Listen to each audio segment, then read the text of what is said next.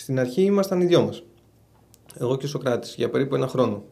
Ο λόγος που μεγάλες άρτες με επαγγελματίες δεν μπορούσαν να το κάνουν αυτό ήταν ακριβώς επειδή ήταν επαγγελματίες και ήταν δουλειά τους αυτό.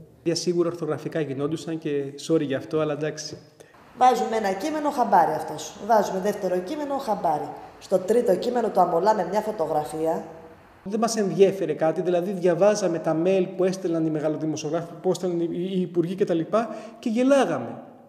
Εγώ θυμάμαι ότι πάντα έλεγα εντάξει, παραπάνω δεν μπορεί να πάει. Και πάντα αυτό το ίδιο το τροκτικό με διέψευδε την επόμενη μέρα. Λένε, έλα μωρέ, τον ήξερες. Τον ήξερες προσωπικά, αυτή είναι η απάντησή μου. Είναι δυνατόν να κατέβαινε κάτω γιατί του κλέβαν το αμάξι? Ποιο αμάξι, αυτό που δεν τον ενδιαφέρε? 19 Ιουλίου το πρωί, 6 παρά 20, χτυπάει το κινητό μου